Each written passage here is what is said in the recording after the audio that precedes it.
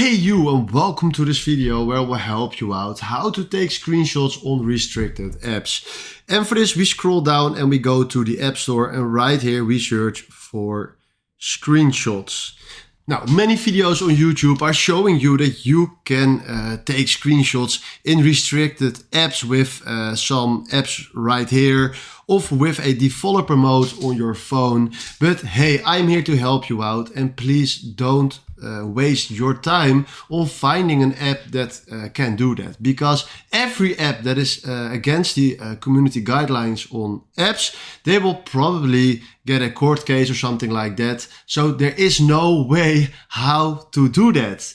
They block the screenshots option or record option in those restricted apps, especially for wrong ends or wrong purposes. So trust me, there is no app.